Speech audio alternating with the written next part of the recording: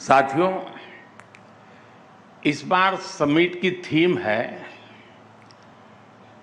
Transforming tomorrow. मैं समझता हूं जिस हिंदुस्तान अखबार का 101 साल का इतिहास है, जिस अखबार पर महात्मा गांधी जी, मदन मोहन मालवीय जी, घनश्याम दास बिड़ला जी, ऐसे अनगिनत महापुरुषों का आशीर्वाद रहा, वो अखबार जब ट्रांसफॉर्मिंग टुमारो की चर्चा करता है तो देश को ये भरोसा मिलता है कि भारत में हो रहा परिवर्तन केवल संभावनाओं की बात नहीं है, बल्कि ये बदलते हुए जीवन, बदलती हुई सोच और बदलती हुई दिशा की सच्ची गाथा है। साथियों, आज हमारे संविधान के मुख्य शिल्पी डॉक्टर बाबा साहब आम्बेडकर जी का महापरिनिर्वाण दिवस भी है। मैं सभी भारतीयों की तरफ से उन्हें श्रद्धांजलि अर्पित करता हूं। फ्रेंड्स, आज हम उस मुकाम पर खड़े हैं जब 21वीं सदी का 1/4 हिस्सा बीत चुका है। इन 25 सालों में दुनिया ने कई उतार चढ़ाव देखे हैं। फाइनेंशियल क्राइसिस देखी है, ग्लोबल पैंडेमिक देखी है, टेक्नोलॉजी से जुड़े डिसरप्शन देखे हैं। हमने बिखरती हुई दुनिया भी देखी है, वॉर्स भी देख रहे हैं। ये सारी स्थितियां किसी न किसी रूप में दुनिया को चैलेंज कर रही है। आज दुनिया अनिश्चितताओं से भरी हुई है, लेकिन अनिश्चितताओं से भरे इस दौर में हमारा भारत एक अलग ही लीग में दिख रहा है। भारत आत्मविश्वास से भरा हुआ है। जब दुनिया में स्लो डाउन की बात होती है, तब भारत ग्रोथ की कहानी लिखता है।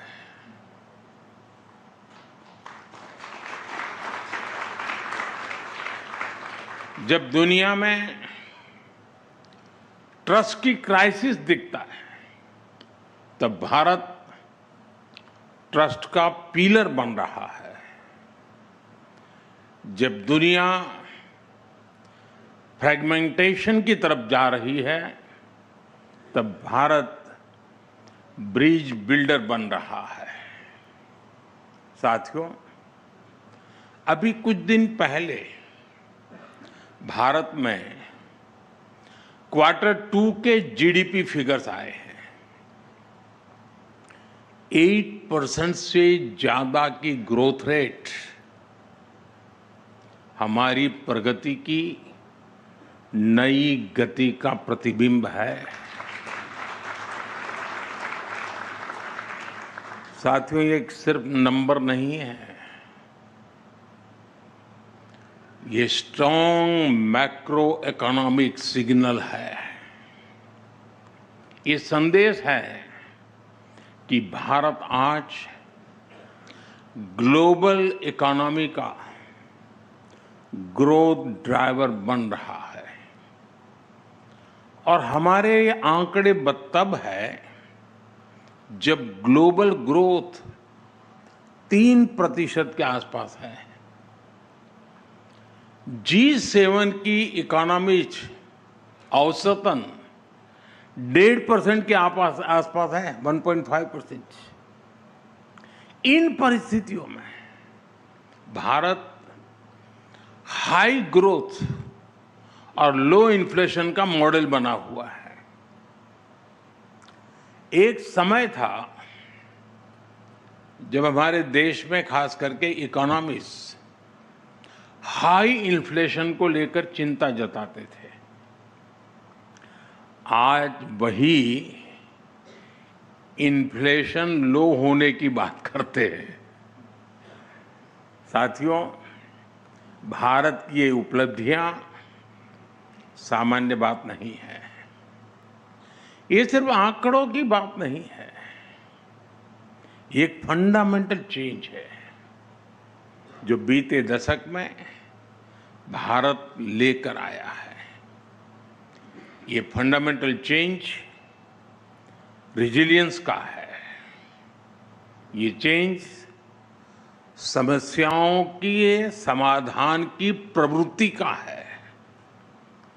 ये चेंज आशंकाओं के बादलों को हटाकर आकांक्षाओं के विस्तार का है। और इसी वजह से आज का भारत खुद भी ट्रांसफॉर्म हो रहा है और आने वाले कल को भी ट्रांसफॉर्म कर रहा है। साथियों, आज जब हम यह ट्रांसफॉर्मिंग टुमारो की चर्चा कर रहे हैं, हमें यह भी समझना होगा कि ट्रांसफॉर्मेशन का जो विश्वास पैदा हुआ है उसका आधार वर्तमान में हो रहे कार्यों की, आज हो रहे कार्यों की एक मजबूत नींव है। आज के रिफॉर्म और आज की परफॉर्मेंस हमारे कल के ट्रांसफॉर्मेशन का रास्ता बना रहे हैं। मैं आपको एक उदाहरण दूंगा कि हम किस सोच के साथ काम कर रहे हैं। साथियों, आप भी जानते हैं कि भारत के सामर्थ्य का एक बड़ा हिस्सा एक लंबे समय तक अनटैप रहा है। जब देश के इस अनटैप पोटेंशियल को ज्यादा से ज्यादा अवसर मिलेंगे, जब वह पूरी ऊर्जा के साथ बिना किसी रुकावट के देश के विकास में भागीदार बनेंगे, तो देश का कायाकल्प होना तय है। आप सोचिए, हमारा पूर्वी भारत, हमारा नॉर्थ ईस्ट, हमारे गांव, हमारे टियर 2 और टियर 3 सिटीज, हमारे देश की नारी शक्ति, भारत की इनोवेटिव यूथ पावर, भारत की सामुद्रिक शक्ति, ब्लू इकोनॉमी, भारत का स्पेस सेक्टर, कितना कुछ है जिसके फुल पोटेंशियल का इस्तेमाल पहले के दशकों में हो ही नहीं पाया। अब आज भारत इन अनटैप पोटेंशियल को टैप करने के विजन के साथ आगे बढ़ रहा है। आज पूर्वी भारत में आधुनिक इंफ्रास्ट्रक्चर, कनेक्टिविटी और इंडस्ट्री पर अभूतपूर्व निवेश हो रहा है। आज हमारे गांव, हमारे छोटे शहर भी आधुनिक सुविधाओं से लैस हो रहे हैं। हमारे छोटे शहर स्टार्टअप्स और एमएसएमईज के नए केंद्र बन रहे हैं। हमारे गांवों में किसान एफपीओ बनाकर सीधे मार्केट से जुड़े, और कुछ तो एफपीओ ग्लोबल मार्केट से जुड़ रहे हैं। साथियों, भारत की नारी शक्ति तो आज कमाल कर रही है। हमारी बेटियां आज हर फील्ड में छा रही हैं। ये ट्रांसफॉर्मेशन अब सिर्फ महिला सशक्तिकरण तक सीमित नहीं है। इस समाज की सोच और सामर्थ्य दोनों को ट्रांसफॉर्म कर रहा है। साथियों, जब नए अवसर बनते हैं, जब रुकावटें हटती हैं, तो आसमान में उड़ने के लिए नए पंख भी लग जाते हैं। इसका एक उदाहरण भारत का स्पेस सेक्टर भी है। पहले स्पेस सेक्टर सरकारी नियंत्रण में ही था, लेकिन हमने स्पेस सेक्टर में रिफॉर्म किया, उसे प्राइवेट सेक्टर के लिए ओपन किया और इसके नतीजे आज देश देख रहा है। अभी 10-11 दिन पहले मैंने हैदराबाद में स्काई रूट के इन्फिनिटी कैंपस का उद्घाटन किया। स्काई रूट भारत की प्राइवेट स्पेस कंपनी है। ये कंपनी हर महीने एक रॉकेट बनाने की क्षमता पर काम कर रही है। ये कंपनी फ्लाइट रेडी विक्रम-1 बना रही है। सरकार ने प्लेटफॉर्म दिया और भारत का नौजवान उस पर नया भविष्य बना रहा है। और यही तो असली ट्रांसफॉर्मेशन है। साथियों, भारत में आए एक और बदलाव की चर्चा मैं यहां करना जरूरी समझता हूं।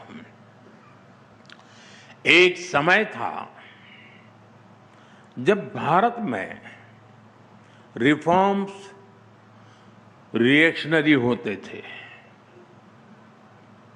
यानी बड़े निर्णयों के पीछे या तो कोई राजनीतिक स्वार्थ होता था या फिर किसी क्राइसिस को मैनेज करना होता था। लेकिन आज नेशनल गोल्स को देखते हुए रिफॉर्म्स होते हैं। टारगेट तय है।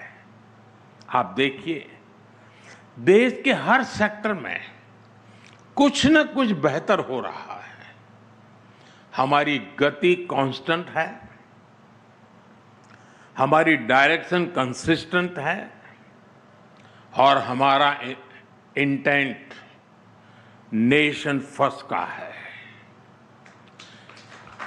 2025 का तो ये पूरा साल ऐसे ही रिफॉर्म्स का साल रहा है। सबसे बड़ा रिफॉर्म नेक्स्ट जनरेशन जीएसटी का था।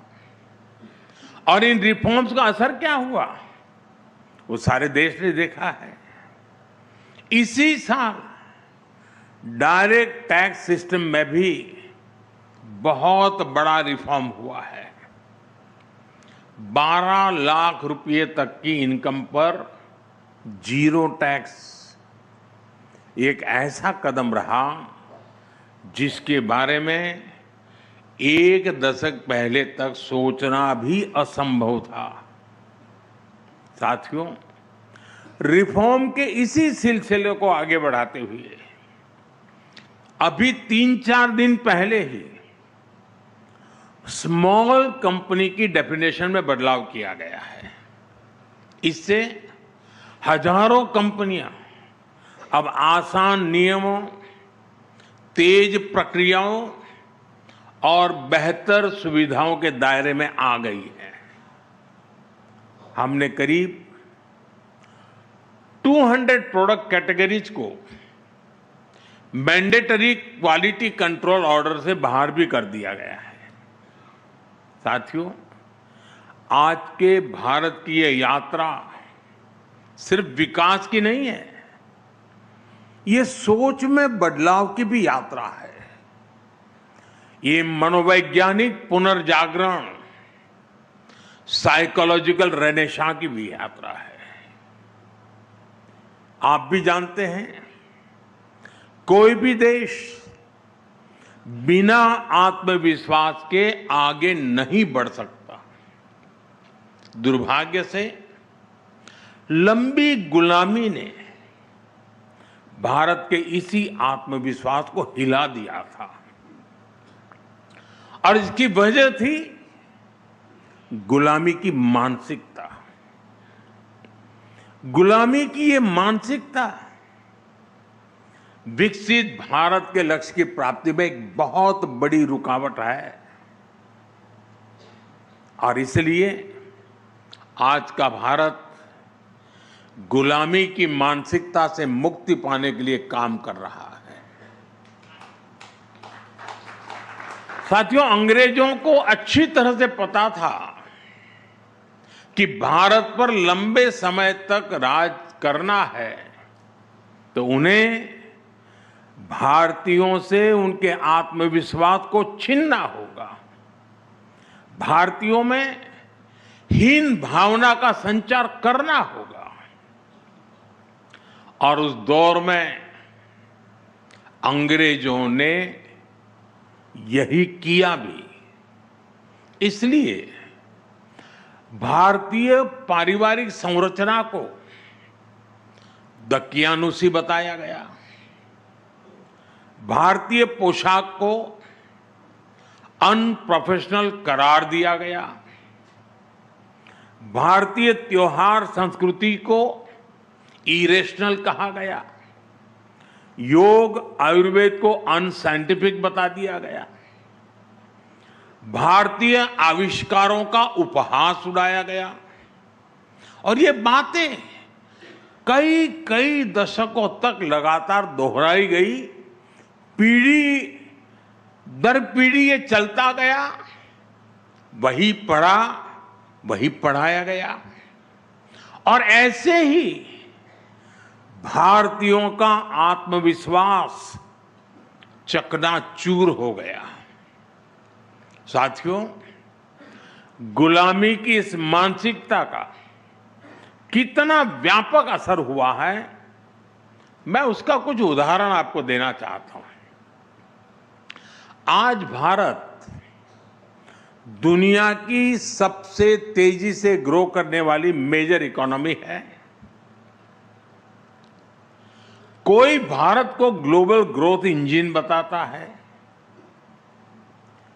कोई ग्लोबल पावर हाउस कहता है। एक से बढ़कर एक बातें आज हो रही हैं। लेकिन साथियों,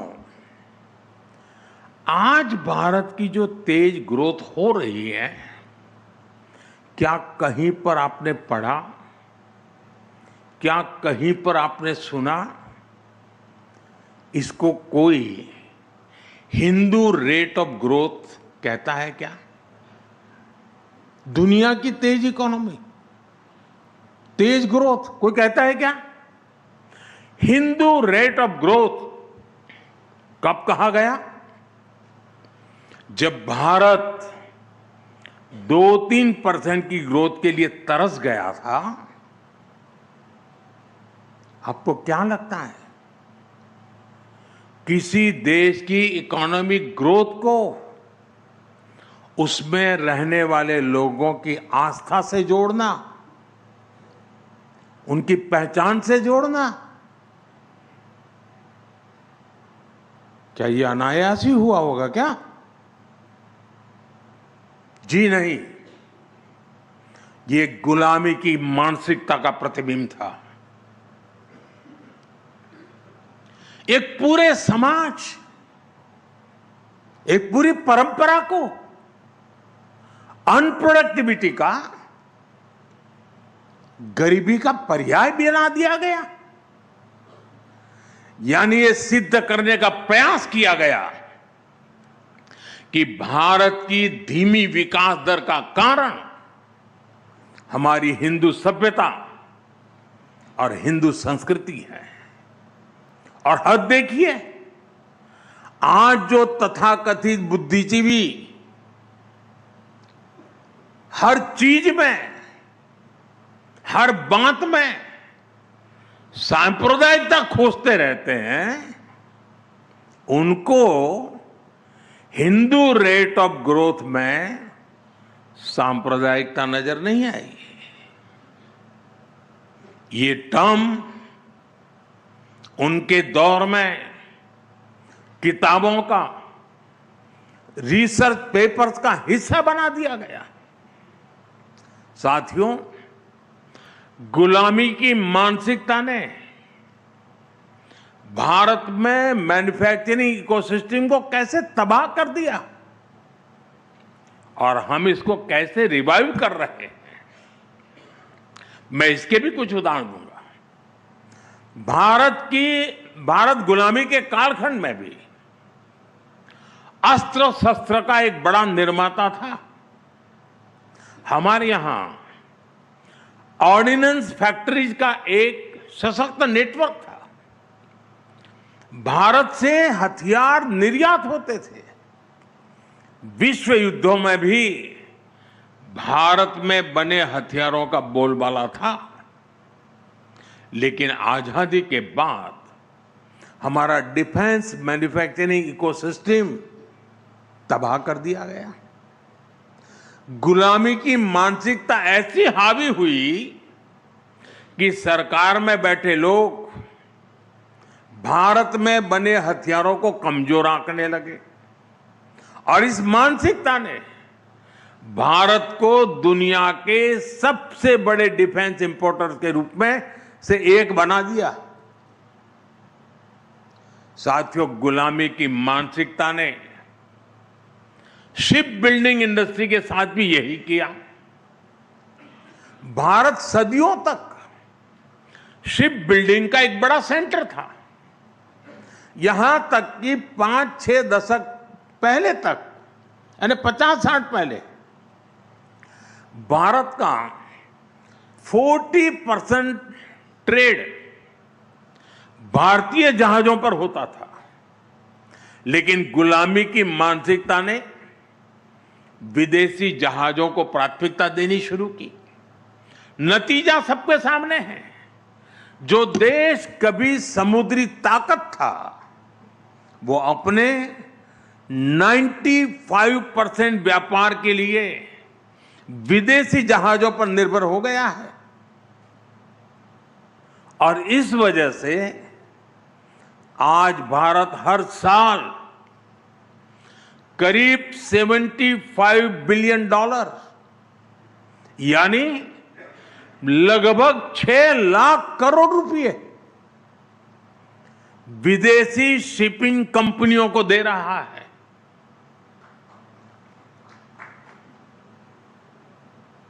साथियों, शिप बिल्डिंग हो, डिफेंस मैन्युफैक्चरिंग हो, आज हर सेक्टर में गुलामी की मानसिकता को पीछे छोड़कर नए गौरव को हासिल करने का प्रयास किया जा रहा है। साथियों, गुलामी की मानसिकता ने एक बहुत बड़ा नुकसान भारत में गवर्नेंस के अप्रोच को भी किया। लंबे समय तक सरकारी सिस्टम का अपने नागरिकों पर अविश्वास रहा।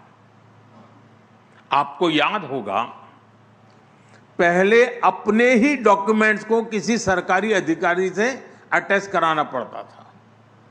जब तक वो थप्पा नहीं मारता है, सब झूठ माना जाता था। आपका परिश्रम किया हुआ सर्टिफिकेट, हमने ये अविश्वास का भाव तोड़ा और सेल्फ अटेस्टेंट को ही पर्याप्त माना। मेरे देश का नागरिक कहता है, ये मैं कह रहा हूं, मैं उस पर भरोसा करता हूं। साथियों, हमारे देश में ऐसे ऐसे प्रावधान चल रहे थे जहां जरा जरा भी गलतियों को भी गंभीर अपराध माना जाता था। हम जन विश्वास कानून लेकर आए और ऐसे सैकड़ों प्रावधानों को डिक्रिमिनलाइज किया है। साथियों, पहले बैंक से 1000 रुपये का भी लोन लेना होता था तो बैंक गारंटी मांगता था, क्योंकि अविश्वास बहुत अधिक था। हमने मुद्रा योजना से अविश्वास के इस कुचक्र को तोड़ा।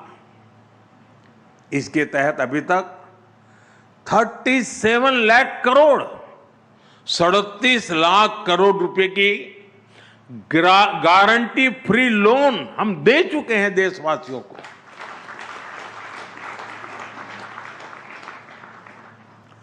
इस पैसे से उन परिवारों के नौजवानों को भी एंटरप्रेन्योर बनने का विश्वास मिला है।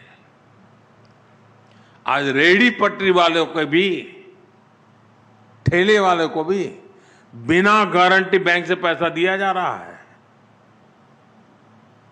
साथियों, हमारे देश में हमेशा से ये माना गया कि सरकार को अगर कुछ दे दिया तो फिर वहां तो वन वे ट्रैफिक है। एक बार दिया तो दिया, फिर वापस नहीं आता है, जा गया। यही सबका अनुभव है। लेकिन जब सरकार और जनता के बीच विश्वास मजबूत होता है तो काम कैसे होता है। अगर कल अच्छी करनी है ना तो मन आज अच्छा करना पड़ता है। अगर मन अच्छा है तो कल भी अच्छा होता है। और इसलिए हमने एक और अभियान लिया है। आपको सुनकर के ताजुब होगा, और अभी अखबारों में उसकी, अखबारों वालों की नजर नहीं गई है उस पर। मुझे पता नहीं जाएगी कि नहीं जाएगी। आज के बाद हो सकता है चली जाए। आपको ये जानकर हैरानी होगी कि आज देश के बैंकों में हमारे ही देश के नागरिकों का 78,000 करोड़ रुपया, 78,000 करोड़ रुपये अनक्लेम पड़ा है बैंकों में। पता नहीं कौन है, किसका है, कहां है। इस पैसे को कोई पूछने वाला नहीं है। इसी तरह इंश्योरेंस कंपनियों के पास करीब 14,000 करोड़ रुपए पड़े हैं। म्यूचुअल फंड कंपनियों के पास करीब 3,000 करोड़ रुपए पड़े हैं। 9,000 करोड़ रुपए डिविडेंड का पड़ा है। और ये सब अनक्लेम पड़ा हुआ है, कोई मालिक नहीं उसका।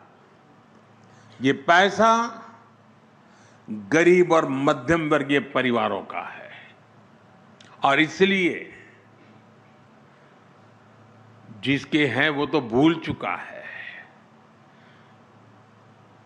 हमारी सरकार अब उनको ढूंढ रही है देश भर में। अरे वे बताओ, तुम्हारा तो पैसा नहीं था, तुम्हारे माँ बाप का तो नहीं था, कोई छोड़ के तो नहीं चला गया।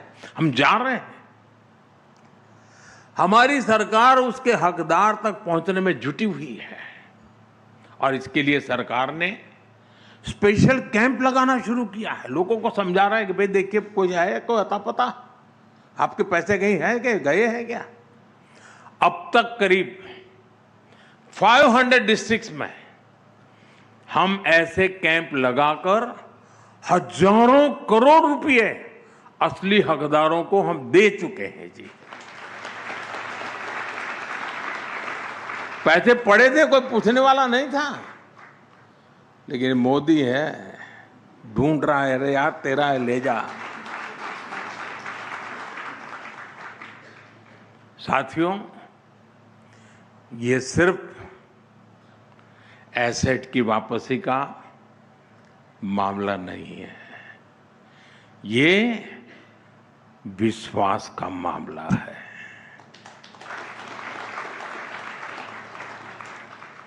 ये जनता के विश्वास को निरंतर हासिल करने की प्रतिबद्धता है। और जनता का विश्वास, यही हमारी सबसे बड़ी पूंजी है। अगर गुलामी की मानसिकता होती तो सरकारी मानस ही हावी होता और ऐसे अभियान कभी नहीं चलते। साथियों, हमें अपने देश को पूरी तरह से हर क्षेत्र में गुलामी की मानसिकता से पूर्ण रूप से मुक्त करना है। अभी कुछ दिन पहले मैंने देश से एक अपील की है। मैं आने वाले 10 साल का एक टाइम फ्रेम लेकर देशवासियों को मेरे साथ मेरी बातों को ये कुछ करने के लिए प्यार से आग्रह कर रहा हूं, हाथ जोड़ के विनती कर रहा हूं। 140 करोड़ देशवासियों की मदद के बिना मैं कर नहीं पाऊंगा और इसलिए मैं देशवासियों के बार बार हाथ जोड़ के कह रहा हूं। और 10 साल के इस टाइम फ्रेम में मैं क्या मांग रहा हूं? मैकाले की जिस नीति ने भारत में मानसिक गुलामी के बीज बोए थे, उसको 2035 में 200 साल पूरे हो रहे हैं, 200 ईयर हो रहे हैं, यानी 10 साल बाकी हैं। और इसलिए इन्हीं 10 वर्षों में हम सभी को मिल करके अपने देश को गुलामी की मानसिकता से मुक्त करके रहना चाहिए।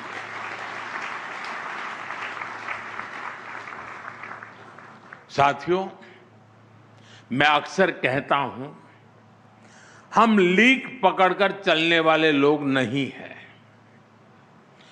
बेहतर कल के लिए हमें अपनी लकीर बड़ी करनी ही होगी।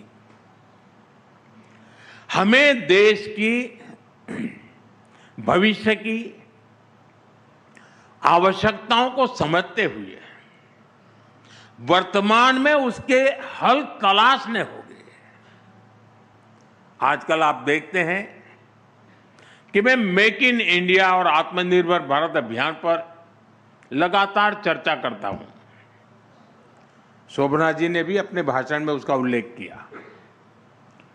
अगर ऐसे अभियान 4-5 दशक पहले शुरू हो गए होते तो आज भारत की तस्वीर कुछ और होती। लेकिन तब जो सरकारें थी उनकी प्राथमिकताएं कुछ और थी। आपको वो सेमीकंडक्टर वाला किस्सा भी पता ही है। करीब 50-60 साल पहले, 5-6 दशक पहले एक कंपनी भारत में सेमीकंडक्टर प्लांट लगाने के लिए आई थी, लेकिन यहां उसको तवज्जो नहीं दी गई और देश सेमीकंडक्टर मैन्युफैक्चरिंग में इतना पिछड़ गया। साथियों, यही हाल एनर्जी सेक्टर का भी है। आज भारत हर साल करीब करीब 125 लाख करोड़ रुपए का, 125 लाख करोड़ रुपए के पेट्रोल डीजल गैस का इंपोर्ट करता है। 125 लाख करोड़ रुपया। हमारे देश में सूर्य भगवान की इतनी बड़ी कृपा है, लेकिन फिर भी 2014 तक भारत में सोलर एनर्जी जनरेशन कैपेसिटी सिर्फ 3 गीगावाट थी, 3 गीगावाट थी। 2014 तक की मैं बात कर रहा हूं, जब तक कि आपने मुझे यहां लाकर के बिठाया नहीं। 3 गीगावाट। पिछले 10 वर्षों में अब ये बढ़कर 130 गीगावाट के आसपास पहुंच चुकी है।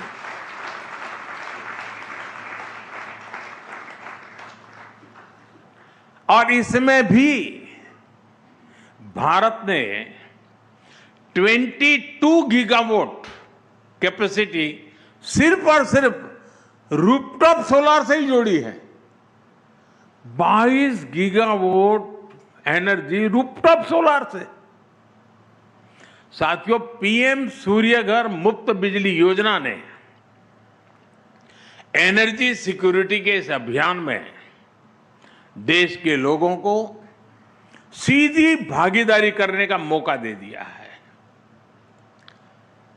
मैं काशी का सांसद हूं, प्रधानमंत्री के नाते जो काम है, लेकिन सांसद के नाते भी कुछ काम करने होते हैं। मैं जरा काशी के सांसद के नाते आपको कुछ बताना चाहता हूं, और आपके हिंदी अखबार की तो ताकत है तो उसको तो जरूर काम आएगा। काशी में 26,000 से ज्यादा घरों में पीएम सूर्यघर मुफ्त बिजली योजना के सोलर प्लांट लगे हैं। इससे हर रोज डेली 3 लाख यूनिट से अधिक बिजली पैदा हो रही है और लोगों के करीब 5 करोड़ रुपए हर महीने बच रहे हैं, यानी साल भर के 60 करोड़ रुपए। साथियों, इतनी सोलर पावर बनने से हर साल करीब 90,000 मैट्रिक टन कार्बन एमिशन कम हो रहा है। इतने कार्बन एमिशन को खपाने के लिए हमें 40 लाख से ज्यादा पेड़ लगाने पड़ते हैं। और मैं फिर कहूंगा, ये जो मैंने आंकड़े दिए ना, ये सिर्फ काशी के हैं, बनारस के हैं। मैं देश की बात नहीं बता रहा आपको। आप कल्पना कर सकते हैं कि पीएम सूर्यघर मुफ्त बिजली योजना, ये देश को कितना बड़ा फायदा हो रहा है। आज की एक योजना भविष्य को ट्रांसफॉर्म करने की कितनी ताकत रखती है, ये उसका एग्जाम्पल है। वैसे साथियों, अभी आपने मोबाइल मैन्युफैक्चरिंग के भी आंकड़े देखे होंगे। 2014 से पहले तक हम अपने जरूरत के 75% मोबाइल फोन इंपोर्ट करते थे, 75%। और अब भारत का मोबाइल फोन से इंपोर्ट लगभग जीरो हो गया है।